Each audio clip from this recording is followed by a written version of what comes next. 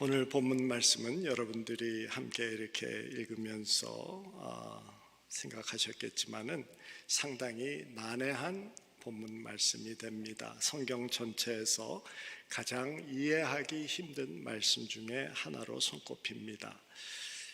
이 구절을 올바로 이해하기 위해서는 요한 1서 강의를 시작할 때 말씀드렸던 그 내용을, 그 배경을 다시 한번 간단하게 설명해야 하겠습니다. 요한 1서는 영지주의라는 이단이 교회에 침투해서 복음을 위협했던 시대에 쓰여진 서신이 됩니다. 영지주의라는 이단의 가르침의 중심에는 영은 참된 것이고 육신 또는 물질은 거짓된 것이다, 또는 영은 선한 것이고 육신 또는 물질은 악한 것이다 라는 가르침이 있었습니다. 그래서 그들은 선한 하나님의 아들이신 예수 그리스도는 선한 영으로만 오셨고 악한 육신을 입고는 오지 않으셨다라는 주장을 합니다. 그들의 말의 주장을 받아들인다면은 주님이 못 박히신 십자가의 사건은 의미가 없어집니다. 왜냐하면 육신으로 죽으신 것은 거짓 죽음이 되고 또 육신은 악한 것이기 때문에 마땅히 벌을 받아야 하는 경우가 되죠. 그렇게 되어지면은 십자가는 무의미해지고, 그리고 십자가가 없는 기독교는 기독교가 아닌 것이 될 것입니다. 이렇게 복음 전체가 위협을 받았던 그런 시기에 쓰여진 말씀입니다. 성경에서 예수님이 우리와 같은 육신을 입고 태어나셨다라는 것을 선포하십니다. 그리고 예수님이 육신을 가지시고 이 삶을 살아내셨다라고 또한 우리에게 가르치십니다. 그래서 우리 믿는 자들도 예수님을 본받아서 이 육신의 삶을 대충 사는 것이 아니라 소중하게 정말 하나님이 허락하신 선물로 받아들이고 잘 살아야 되고, 주어진 이 육신의 삶을 통하여서 적극적으로 하나님께 영광을 돌리는데 노력을 해야 된다라고 가르칩니다. 그런데 영지주의자들은 육신은 중요한 것 아니니까 육신을 가지고 사는 삶도 중요하지 않다, 그러니까 육신으로 무엇을 하든지 상관이 없다라고 이야기를 하고요, 아무렇게나 살아도 구원을 받는다라고 이야기를 합니다. 그래서 예수를 믿는다 하면서도 방탕하고 음란하고 게으르고 욕심을 따라 살고 또 말씀이 아니라 자기 멋대로 살았던 경우였습니다. 그래서 세상 사람들에게 욕을 먹었던 경우였어요. 사실 그런 가르침이 요즘 교회에도 없지 않습니다. 어떻게 살아도 괜찮다, 믿음만 있으면 구원받는다. 사랑하는 성도 여러분, 여러분들의 가슴에 손을 얹고 스스로에게 물어봐야 됩니다. 내 마음대로 살고 그리고 나중에 대충 회개하면 구원을 받을 것인가? 그들은 현대판 영지주의자들입니다. 그렇게 살아가는 것 성경에서 가르친 적 없습니다. 요한 사도는 그럴 수 없다라고 하며 경고하는 동시에 예수님이 이 세상에서 육신을 입고 우리와 같이 살아내신 그 삶의 중요함도 가르치기 위해서 이 서신을 쓰게 됩니다.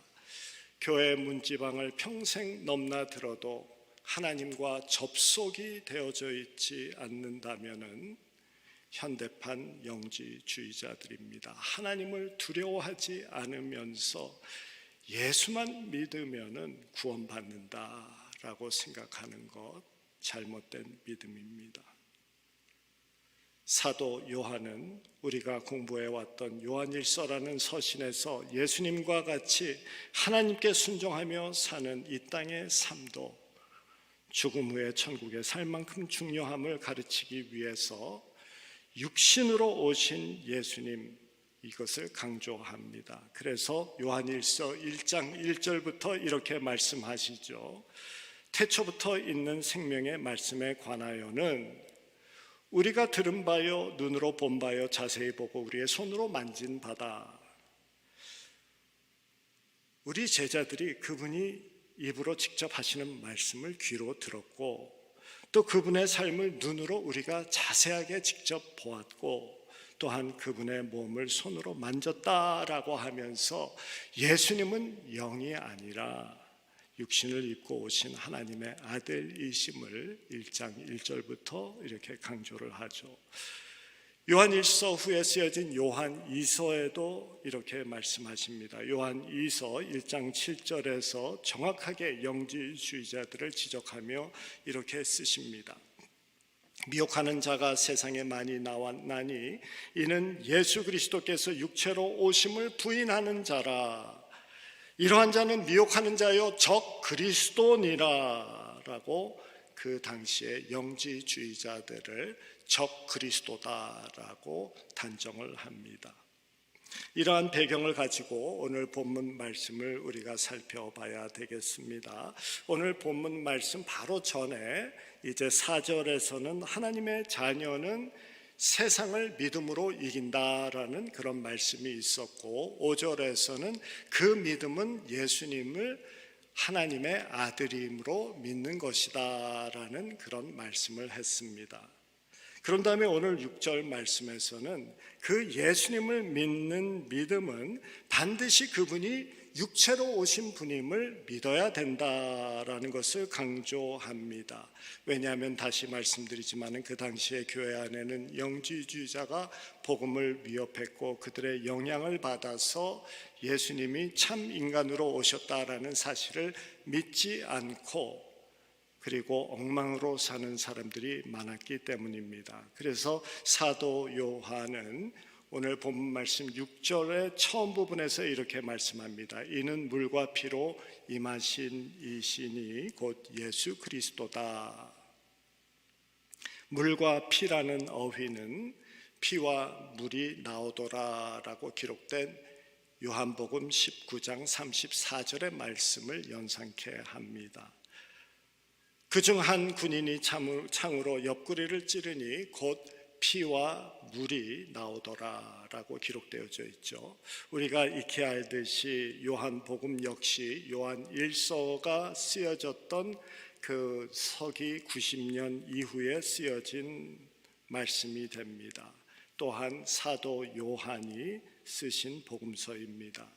그렇기 때문에 사도 요한은 십자가의 사건을 기록하면서도 영지주의자들을 염두에 두고 쓰고 있습니다. 그래서 예수님이 참 인간으로서 창에 찔리셨을 때 피와 물이 쏟아져 나왔다라고 하면서 예수님의 참 인간됨을 여기에서 강조했던 것입니다. 예수님의 죽음이 육신의 죽음이었음을 강조하는 어휘가 바로 피와 물과 피인 것이죠. 그렇게 한 다음에 6절 중반부에는 이렇게 말씀합니다. 물로만 아니라 물과 피로 임하셨고 물과 피로 우리와 함께 하셨다라는 말씀이죠. 이 말씀 역시 예수님이 육체로 우리와 함께 하셨음을 다시 한번 강조하는 말씀이 됩니다.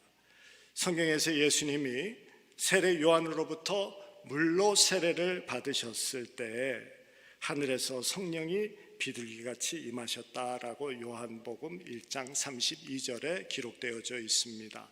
영지주의자들은 그 말씀을 어떻게 해석을 했었냐 하면은 영지주의자들은 이 세례를 받기 전까지는 예수님은 그저 동네 청년이었다. 그런데 바로 세례를 받는 그와 함께 성자 하나님의 영이 임하셨다라고 주장을 하고, 그런데 그 임하셨던 성자 하나님이 십자가에 못 박히시기 전에 벌써 떠나셨기 때문에 예수님이 죽으셨던 그 십자가의 몸은 그저 동네 청년이었다라는 식으로 이야기를 합니다. 그래서 영지주의자들의 이 잘못된 가르침을 반박하기 위해서 6절에서 다시 한번 말씀하시는 것이 물로만 아니요, 즉 물로 세례 받았을 때도 하나님의 아들이었을 뿐만 아니라 물과 피로 함께 하셨다, 임하셨다. 물과 피를 흘리시면서 십자가에서 육신으로 죽으실 때에도 예수님께서는 진정한 하나님의 아들이셨다라고 선포를 하는 것입니다. 우리에게는 왜 이런 말을 꼭 해야 되는가라고 하지만은 그때 당시 사람들에게는 너무나도 중요한 내용이었습니다. 그러면서 6절의 마지막 부분에 이 사실을 증언하시는 이는 성령님이시고 성령은 진리만을 말씀하십니다 라고 이렇게 선언을 합니다. 그리고 나서 이제 7절에서는 증언하는 이가 셋이니라 라고 말씀하시죠. 유대인 사회에서는 둘 이상의 증인이 있어야지만이 일어났던 사건이 진실된 사건이었다라는 그런 율법의 관례가 있었습니다. 그래서 사도 요한은 이러한 유대 사회의 관례를 염두에 두고 증인이 셋이다라고 말씀을 합니다. 그러면서 8절에는 그 증인 셋을 구체적으로 이렇게 말합니다. 성령과 물과 피라. 첫째 증인은 성령 하나님이시다라고 합니다. 성령 하나님의 증거에 대해서는 우리가 다음 주에 볼 9절부터 이렇게 설명이 되어져 있습니다. 둘째 증인은 물이라고 하고 있습니다. 물로 세례를 준 세례 요한을 말합니다. 세례 요한은 요한복음 1장 34절에서 이렇게 선포하죠. 내가 보고 그가 하나님의 아들이심을 증언하노라. 그가 증인이 되어졌던 것입니다. 그리고 셋째 증인은 피다라고 하는데 피를 흘리신 예수 그리스도의 살아생전의 모습을 이야기합니다. 그래서 성령과 세례 요한과 예수님이 새 증인이 됩니다. 그리고 그 후에 이 셋은 합하여 하나니라라고 8절 후반절에 말씀하시죠.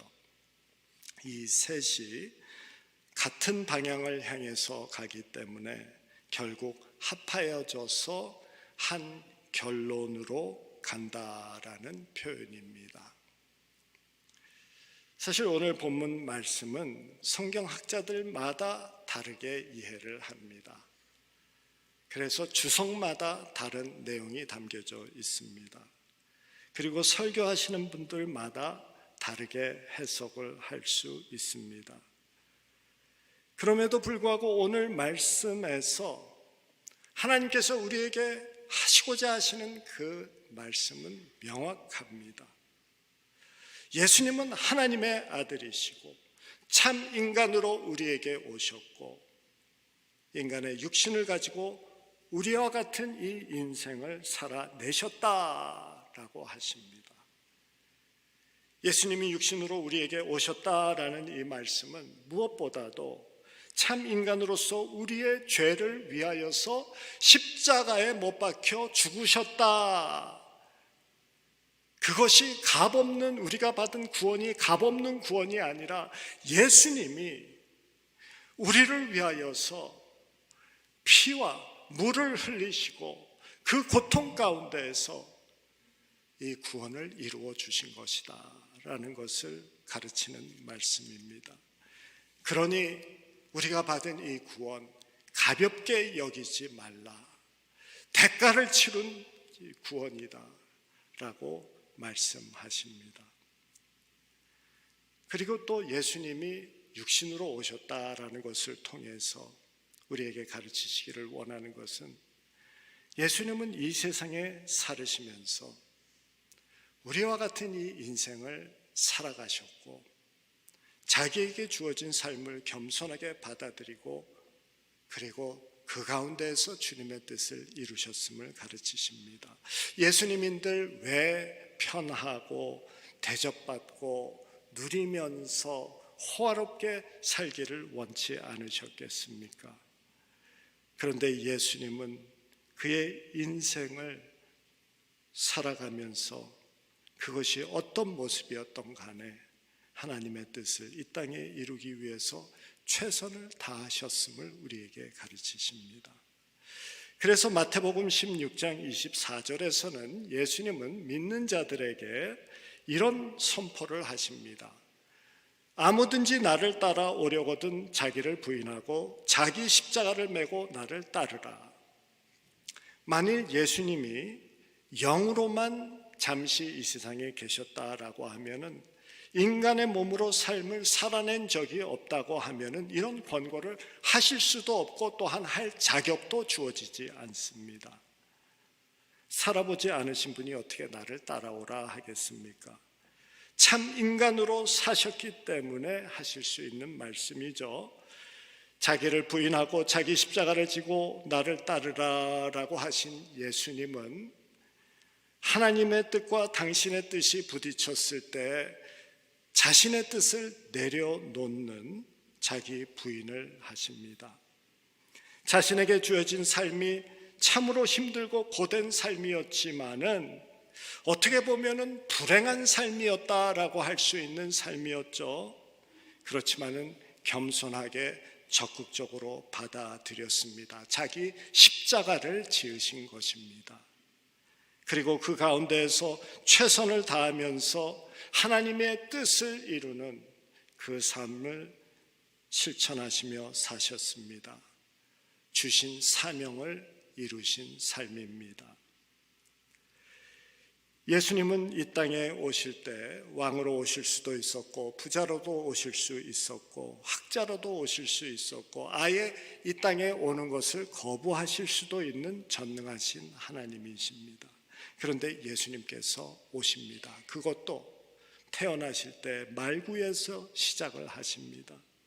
우리와 마찬가지로 그 후에 주어진 삶을 이루어 내십니다. 원망 없이 적극적으로 사명을 가지고 살아내십니다.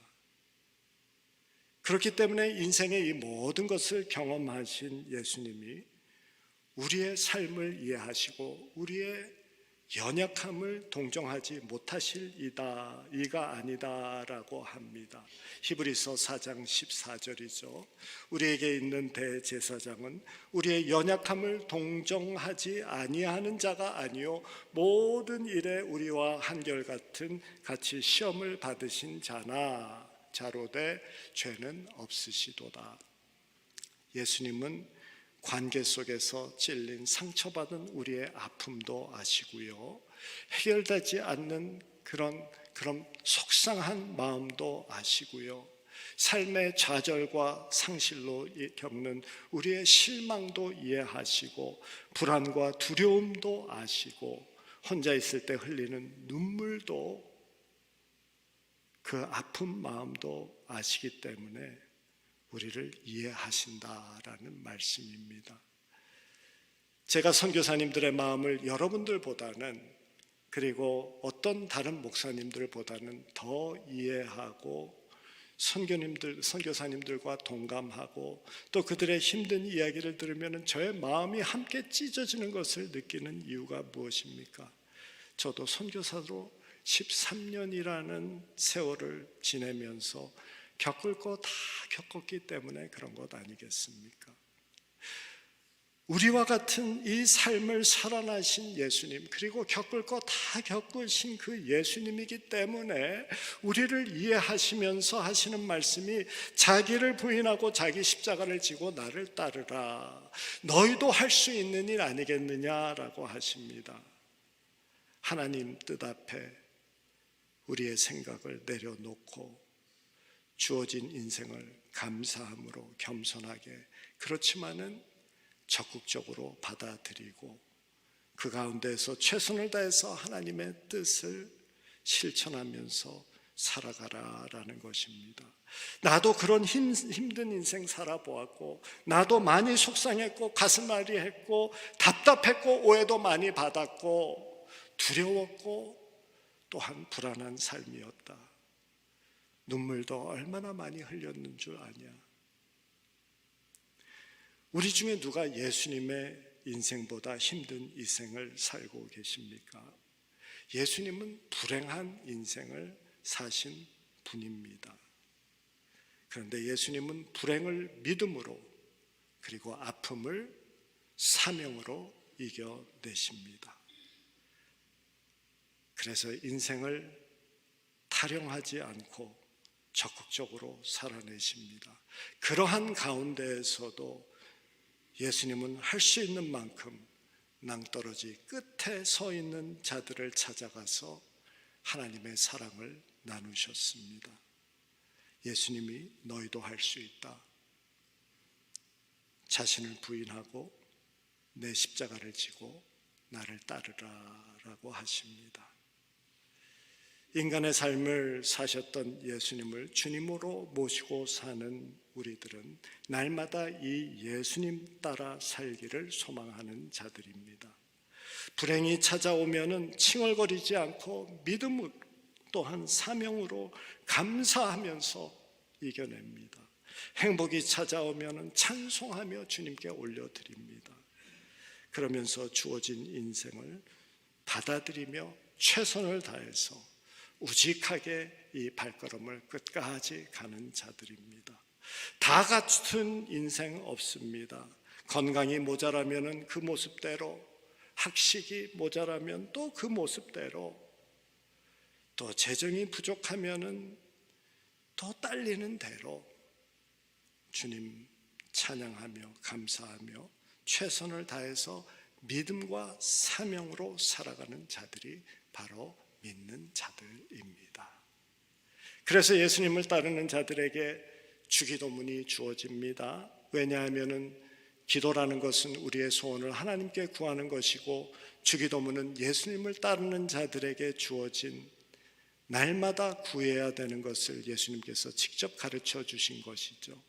그래서 이 주기도문에서는 예수님을 따르는 방법이 담겨져 있고, 이 내용을 보면은 우리 믿는 자가 진정으로 구해야 될 것이 무엇인지를 가르쳐 주고 있고, 또 무엇을 위해서 우리가 살아야 될지를 너무나도 명확하게 가르쳐 주십니다. 먼저 하늘에 계신 우리 아버지의 이름이 거룩히 여김을 받으시오며에서는 하나님께 영광을 돌리고 감사를 돌리는 삶을 살라. 나라가 임하옵시고 뜻이 하늘에서 이루어진 것 같이 땅에서도 이루어지이다에서는 하나님의 나라, 즉 하나님의 통치가 내 삶의 현장에서 이루어지게 하고 하나님의 뜻이 이루어질 수 있도록 힘과 믿음을 달라는 기도가 됩니다. 오늘 우리에게 일용할 양식을 주옵시고에서는 삶의 필요를 허락해 달라는 기도입니다. 내가 원하는 것이 아니라 나의 필요를 채워주시다 달라는 기도가 되죠. 우리가 우리에게 죄 지은 자를 사하여 준 것 같이 우리의 죄를 사하여 주옵소서. 인간으로 살다 보면은 지을 수밖에 없는 죄입니다. 이 죄 용서 받아야 우리의 마음에 진정한 평안이 깃듭니다.